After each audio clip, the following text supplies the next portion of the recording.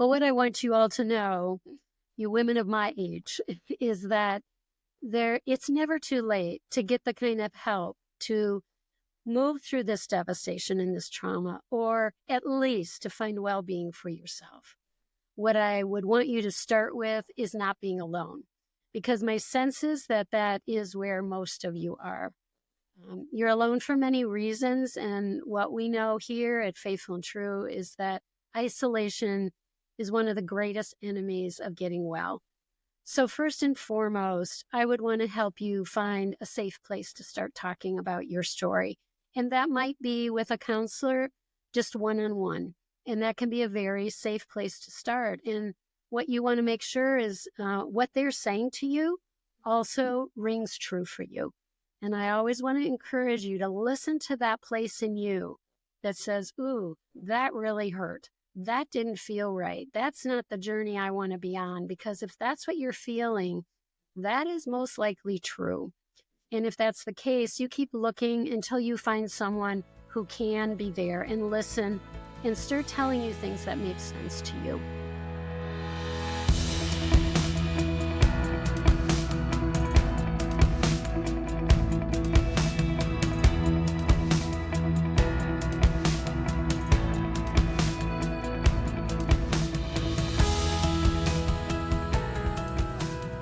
Welcome to the Faithful and True podcast. I'm Randy Everett, your co-host, and on today's program, we'd like to feature a presentation of Tammy Gustafson and talking with Debbie Laaser on the Betrayal Healing Conference. On today's program, they're going to be discussing healing in your 60s and 70s. Here now is Tammy Gustafson and Debbie Laaser. Welcome back to the Betrayal Healing Conference. I am Tammy Gustafson. I am your host. And today I am speaking with Debbie Laaser. And the topic is a very special one that's very tender and near and dear to my heart. And that is today we are speaking to women who are in their 60s, 70s, and beyond who are on this healing journey. And how this really came about for me is every year when I've done these conferences, I get a lot of emails and they'll start out with, hi, I'm so-and-so and I'm in my 70s. And essentially the question is, can I still heal? Is it still possible? And so that has been on my heart. And so I reached out to Debbie to speak about this topic, for specifically women in their 60s and beyond who are facing this. There are differences. There are differences and there's nuances, and there's also hope and healing and encouragement. So, Debbie, before we launch into the topic, I want these women to know you. So can you introduce yourself? I sure can. I'm Debbie Laaser, and I am a licensed marriage and family counselor today, therapist today. Really what's maybe more important about me is that 35 plus years ago, my husband and I entered into our own journey of his recovery from sexual addiction. Thankfully, we had amazing help at that time, and that was before even a lot of people were calling sex addiction. We are so grateful that we had such quick help and also such extensive help, because I do believe that set us on a trajectory of a lot of healing and growth for ourselves. Out of that journey really is where I think Mark and I continued to create a counseling center of our own, where we offered many of the same resources that we had received as we were working through our program. And so with his credentials as a pastoral counselor and mine then eventually as a licensed marriage and family therapist, it led us to do a lot of writing and podcasts and things that maybe some of you are familiar with. But I think the two books that are most relevant that I was part of is Shattered Vows and From Trauma to Transformation. So I welcome you. I do know that my credentials, I guess, are important, but more importantly, I think people come to me because I've been there and done that. BTDT is what I used to call myself. So for those of you who are in the midst of that, I think it's just helpful to connect with people who are on the other side and thriving, which I would consider my life to be. And even today, with the loss of my husband, I still know that things I learned in this program of recovery from betrayal are still really important things that I am aware of today as I heal from the loss of my husband and being a widow. So the answer is there is absolutely hope and healing for anyone at any age. Mm-hmm. So Debbie, we obviously we're speaking to those who are 60 and beyond who are healing. What are some ways that you feel is unique for this age group as they are healing from betrayal? Well, first of all, if this is their only marriage, what is true is they've been in their relationship for a very long time. And I think that brings to it a lot of different dynamics when it comes to now perhaps finding out about a secret life of their spouse. In some ways, I think the loss is much greater because it's been going on for much longer. And therefore, the grieving, I'm sure, is going to be involving many, many things in their life as they look over, explore what was really true, what was not true, and that can be extremely painful.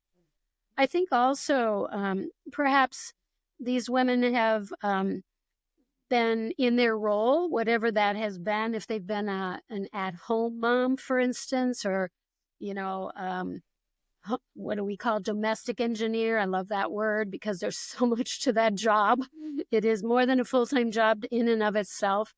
But if that has been the case, I think some of them may feel trapped, like they need to stay there because they're being taken care of by their husband's income or career when maybe they haven't pursued that for themselves. I think also, though, they may have a lot of wisdom in terms of moving through difficult things, which could work in their favor. For any of us who have lived a long time, and I'm assuming that's why you asked me to talk on this topic, because I happen to fall in that category. I do know that there are a lot of traumatic things that happen in life. None of us get through this life without trials and adversity. And hopefully those have taught us some things. And especially that we're not going to get through life without things being hard at times. And my desire in helping anyone is to help them to figure out what we learn from hard times, not just how to avoid them or to medicate them so we can move on to something happier or calmer or more pleasant in our lives. So I think older women may have, in fact, done a lot of that work, whether they realize it or not. And so I think they can bring a lot of wisdom. I've noticed, too, that women who have been in long relationships perhaps are more protective of their husband's reputation than when we're younger. Many of their spouses at this point have, been in long careers as professional people or whatever. And I think it's hard to think that if you start talking about things that have happened to you, you may damage that reputation and ruin his life as well. And I just find that that's maybe a little bit more on the table for women who are older, and especially if their well-being is connected to their husband's career. So, it all works together a little bit more complicated, I think, when we've been in a relationship for a long time. So Debbie, go ahead. Oh, go ahead. No, I was going to say that what's true is we work with many women who are older. And in fact, we just finished our 3-day women's workshop, and we had, I think, 4 women who had been married at least 40 years or more in that workshop. And it just delights me to see the ages of all the way from a person who wasn't married yet and just considering how to work on betrayal before that commitment to women who had been in relationships up to almost 50 years. And what I know is the work they do together and almost the interaction of those ages is what makes it a wealthy community of people, believe it or not. I have to say that I think it was a sad story, and yet it was a very cute story of the oldest woman that came here to work with my husband and work with me, I should say, was 86 years old. And when she came in the door, she took my arm and whispered in my ear before we started our session. She said, "Debbie, you're not going to tell me what everybody else is telling me, are you?" And I said, well, what is that? And she said, that I just need to put up with this and endure it. And I looked at her, and it was all I could do to not start crying with her at that moment. And I said, you are not going to hear that from me, because I don't believe that's what you need to do to heal. So all that to say, we've seen people of many, many decades of livelihood, and I think there are some similarities, but there are definitely some differences too. So, Debbie, I want you to speak directly to the women out there, all those women who are listening, who want to take you by the arm right now and say, Debbie, you're not going to tell me what everybody else has told me. And especially just because I'm in my 60s, 70s, 80s, you're not going to tell me what they've all told me, right? And so I want you to speak to them and say, okay, then tell them what they do need to hear and what do they need to hear, but tell them directly. Okay. Well, what I want you all to know, you women of my age, is that it's never too late to get the kind of help to move through this devastation and this trauma, or at least to find well-being for yourself. What I would want you to start with is not being alone, because my sense is that is where most of you are. You're alone for many reasons, and what we know here at Faithful and True is that isolation is one of the greatest enemies of getting well. We say that to the men who are struggling. We say that also to you as a woman who has been betrayed. So first and foremost, I would want to help you find a safe place to start talking about your story. And that might be with a counselor, just one-on-one. And that can be a very safe place to start. And what you want to make sure is what they're saying to you also rings true for you. Like the woman that came to me and grabbed my arm, she had been told a number of different things that did not ring true for her. And I always want to encourage you to listen to that place in you that says, ooh, that really hurt. That didn't feel right. That's not the journey I want to be on, because if that's what you're feeling, that is most likely true. And if that's the case, you keep looking until you find someone who can be there and listen and start telling you things that make sense to you. So that's a great place to start. There are so many things to learn and so many things to practice to improve a relationship, although it cannot be your work to heal your husband. Many women want to know how I could be helpful. And it's true. I would guess that many of you, if you've been in long relationships, have been very helpful to your husbands in many ways. This, however, is a journey for him to do on his own. Getting sober, getting to be a truth teller in the relationship, not hiding, not lying about things he's done, or telling you secrets that are not true for you or for him. That's where it needs to begin. And that is his and his journey only. I can remember Mark saying to audiences that one of the greatest ways I helped him was to do my own work. And that may sound a little funny, and it may sound like you're somewhat of the problem when that is said, but that's not what he meant. What he meant is, at times while he's trying to get sober and figure out root causes of his behaviors, he can't always still be everything for me at that time. He probably is still not hearing me as well as I need, listening to how my grieving heart is broken.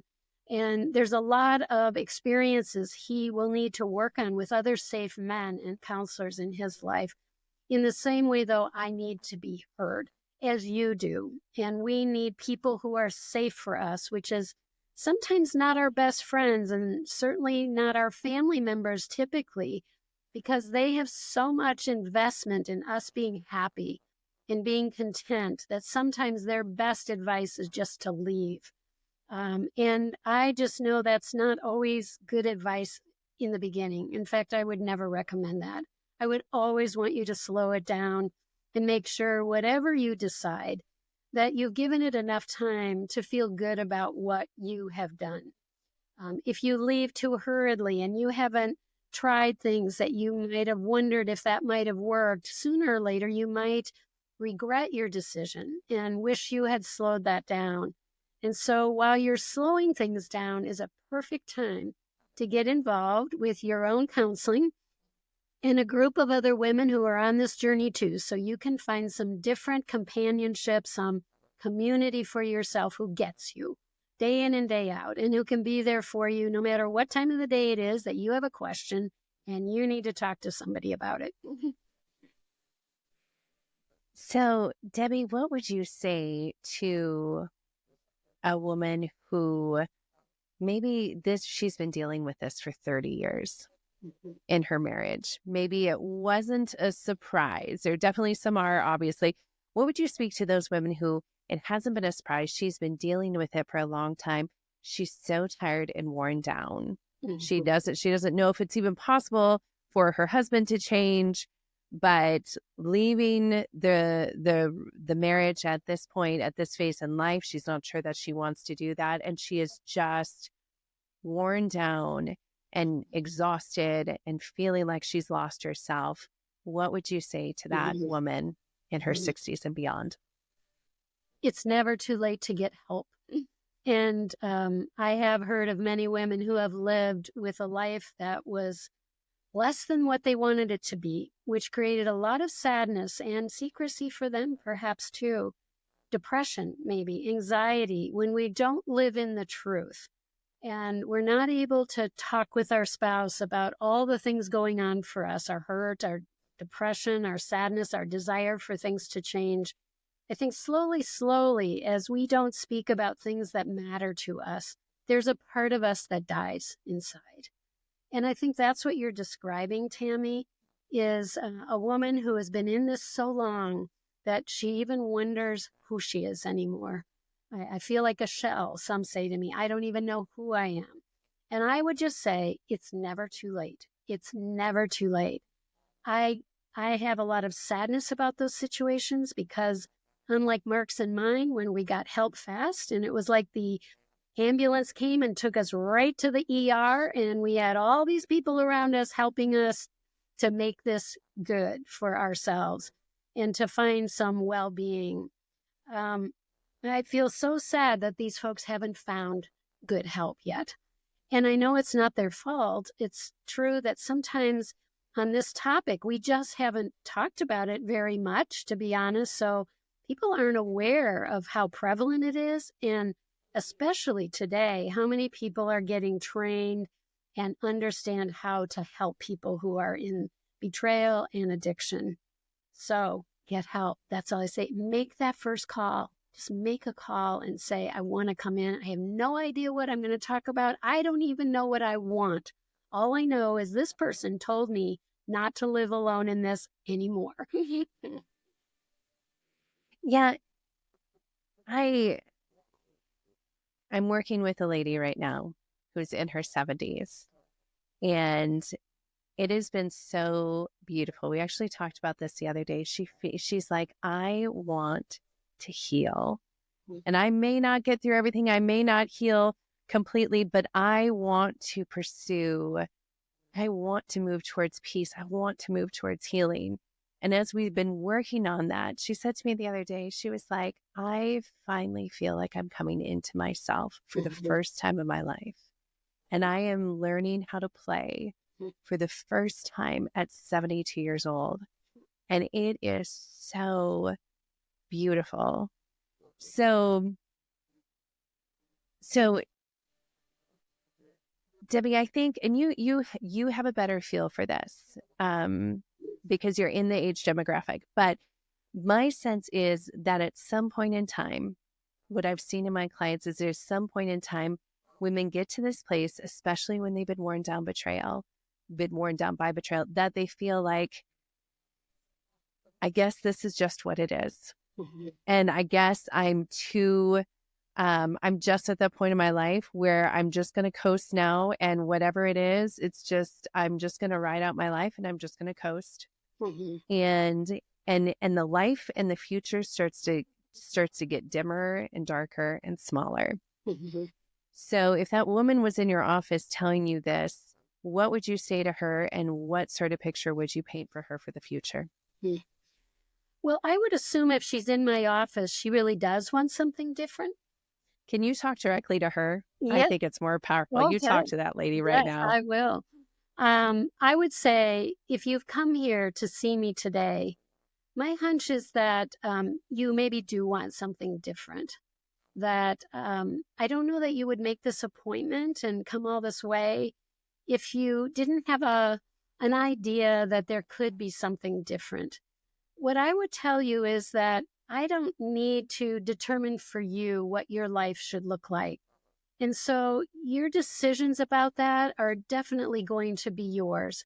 And it's true, some people have enough good things in their life, especially if you've been in a long relationship with your spouse. I'm quite sure that there's been any number of things that have been very good, or perhaps you would have left a long time ago. However, as you make that decision moving forward, it will definitely be yours.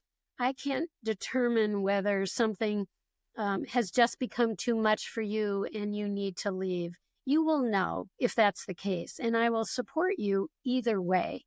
What I do know, though, is that if you long for more peace in your life, if you want to be more authentic, meaning you're not hiding away your feelings or your needs or your joy in life because fill in the blank, somebody else doesn't like it, or your husband, everything's revolving around him, or he's told you just have to put up with it, or this is what you're supposed to be as a good Christian woman or as a good supportive wife. Whatever it is, I want you to start making decisions based on what feels right for you. I can help you do that. I can help you learn how to be more authentic. I think that's a part of our journey to well-being, is getting up and enjoying most of your days and feeling peace in them. I'm not saying that we feel that all the time, because none of us do. However, even in my situation as a widow today, I have found other ways to find peace and joy in my life. And you can do that as well. And I would want that for you all the way to the last day of your life. Another thing I noticed, because I am older and my mom is actually still living, so you can imagine how old she might be at this point. When I visit her in her senior community, I happen to notice that people who maybe have struggled with depression or struggled with anger that they haven't been able to express well and be authentic about, that as they age, they become more so with those characteristics in their life. When I started seeing that, I decided to myself that I want to work on my more so, to be somebody who is grateful, who people like to be around, who can speak the truth, who can be fun-loving as well as serious, that I want to work on those characteristics that make me the person that I've always longed to be, regardless of whatever else is happening in my life. And that's the journey that I think I would want to help you with, or hopefully any other counselor that you go to that says to you, yes, we can find well-being here. So another question I get a lot, Debbie, in these emails that I get during the conference is about their husband. Mm-hmm. He's X number of years old. He has had sexual integrity issues, sexual addiction, whatever, for the last 40 years, or he was exposed to porn when he was 8 and now he's 68. So like it's almost like this. Can I even expect that he has the capacity or the capability to change? Or do I just need to accept that I'm just going to have to live with this, and he just can't. It's been too long. He's too old. He just can't. Mm-hmm. Talk to that woman. What's true is anyone can change at any age. We are not stuck with who we are and what we have done. It's also true that we get stuck in ruts, and we sometimes think that because it's always been like this, it's always going to be like this. And what I know is that's absolutely not true. I think what is true is your husband has been coping with pain in his life around something or many things since he was small. And there are reasons that drew him into sexual acting out whatever that sort of acting out was for him. Pain leads people to find false substitutes. And when we're young, we don't have a lot of choices. We often don't have money. We don't have cars to get away. We can't do things. And we end up finding things that work, at least for the moment. As we use those more and more, we create neurochemical tolerance over time. Some of the other aspects of an addiction are that pretty soon we are hooked to something that has medicated us from the pain we feel.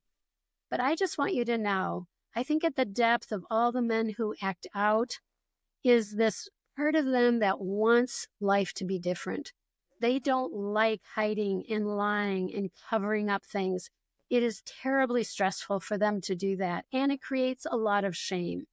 It's very difficult sometimes to sign up to think about trying to get out of that. But if they will take that first step with someone who really knows how to help them, I have seen it month after month after month here at our center when we have our intensives for men that come here. They can absolutely love the idea that it's not too late to change.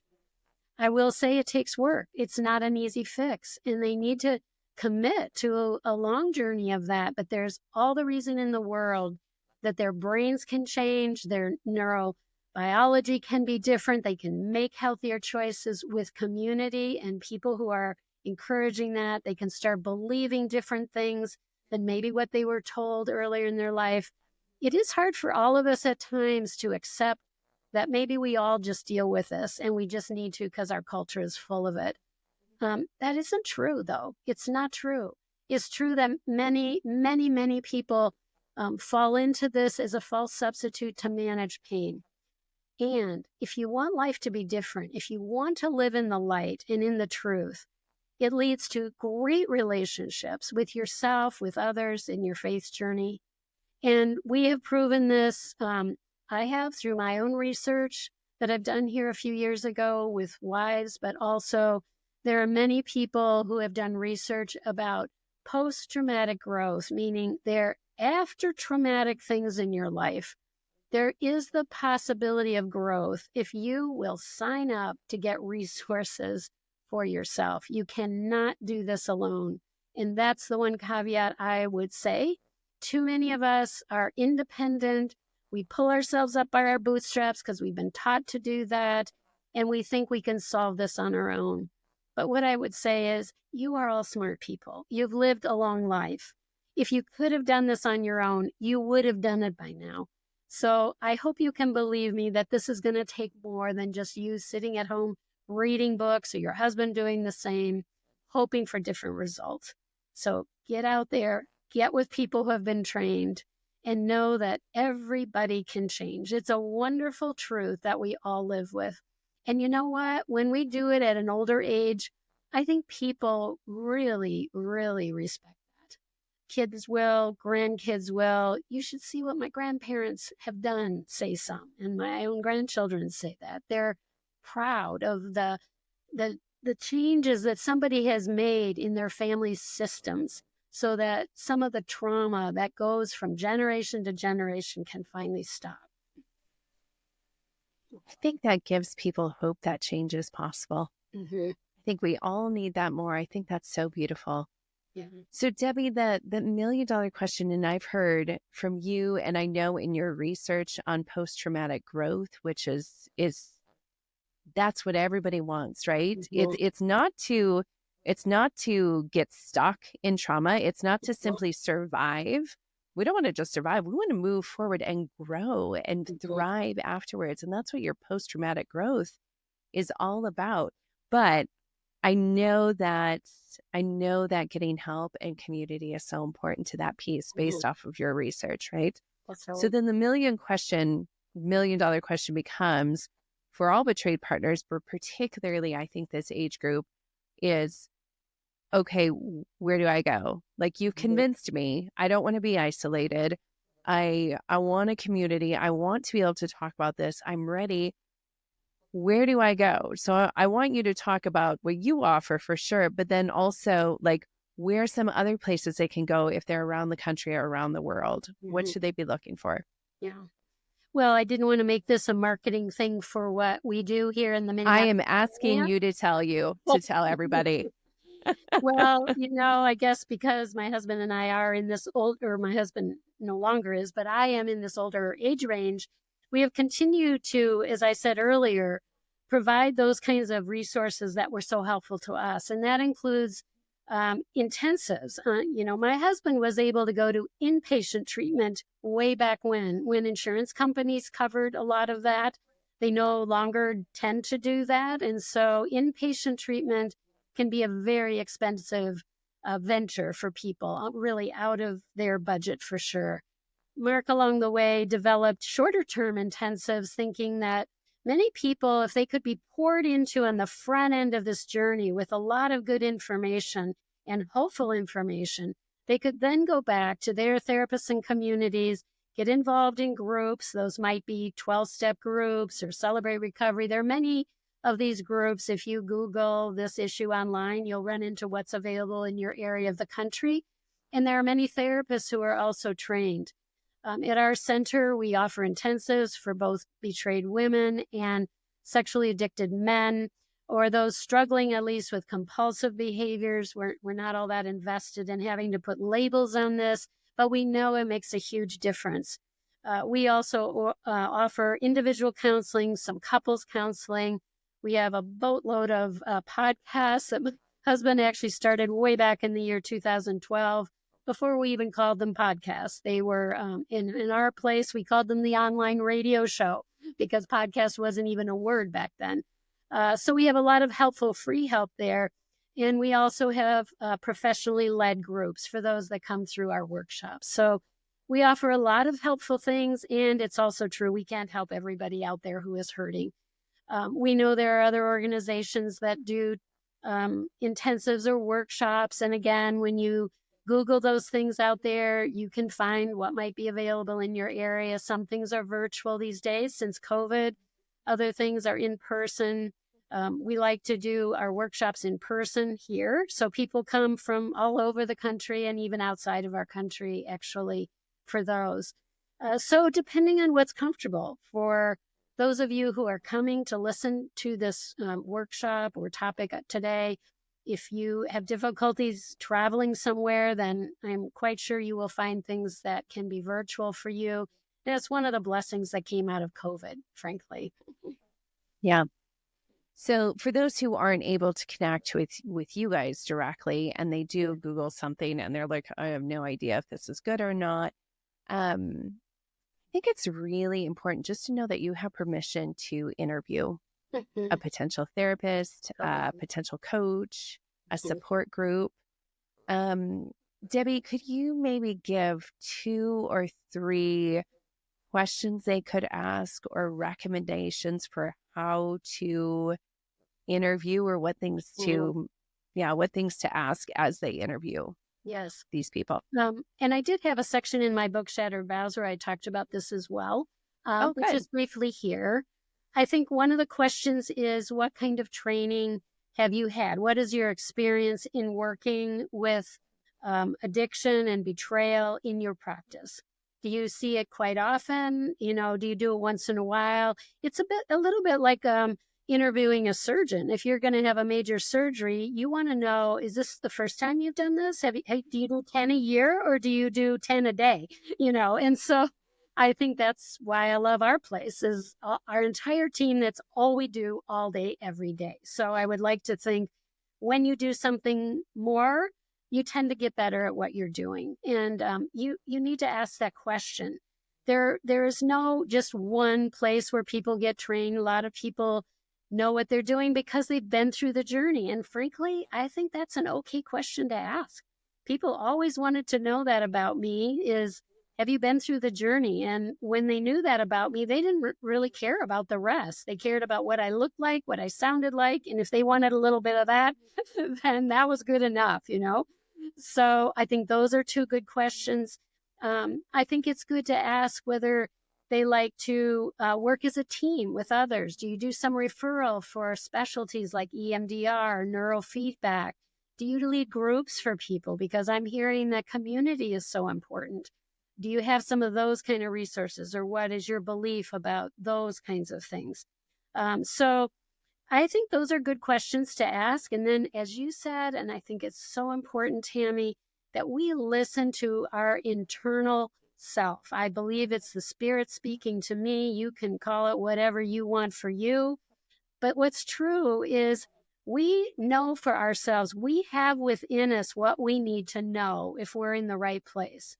And you'll know that because if you're not in the right place, your peace is disturbed. I mean, you come out of there feeling worse than when you went in, or you come out of there saying, I have no clue what I should be doing next, or that was so confusing. I don't know what's true. You will know that your peace is disturbed. I always say when that is the truth, then maybe you need to consider making a change and find the next right step or the next right person to help you along the way. You know, in all the years I've been in counseling myself, which was many early on, I always, and I think I can use the word always, felt somewhat better afterwards than before. It doesn't mean that it wasn't hard or it wasn't sad or I didn't have a lot of tears or whatever. It's just that I had more clarity. The dots were being connected. The truth about who I was being expressed. And so I always say that to my clients. I want you to feel better when you leave sessions with me than when you come in. And if you're not feeling that, maybe we don't have the right connection, because none of us can be the right person for everybody. So it's so important to listen to this place. Debbie, thank you. You're welcome. Thank you. I love your work. I love your desire to reach so many people. And most of all, Tammy, to remind them they're not alone. The thousands of people that are coming to your conference and hearing speakers, I hope for sure they know this is a very prevalent problem. And actually, it's a tsunami in the world. And with all the work you're doing, we surely know that it's getting out there. You don't have to be alone. In fact, don't be alone. The first step is to not be alone. Yeah. And for everyone tuning in today, you have great worth and value. You are so important and you are worthy of love. You are worthy of belonging. So go for it. Yeah. Go for healing. Go for yourself. Started that foundation, by the way. Yes, we believe that. Absolutely. Okay, so take care, everyone, and we will see you soon. Thank you for joining us today on the Faithful and True podcast. We hope that this presentation of the Betrayal Healing Conference has been enlightening and helpful to you. We hope that the information here will lead you to visit our website, faithfulandtrue.com, where you'll find lots of available information, as well as over 550 additional podcasts similar to this one. In the meantime, we hope that this coming week for you will be filled with great insight and many blessings.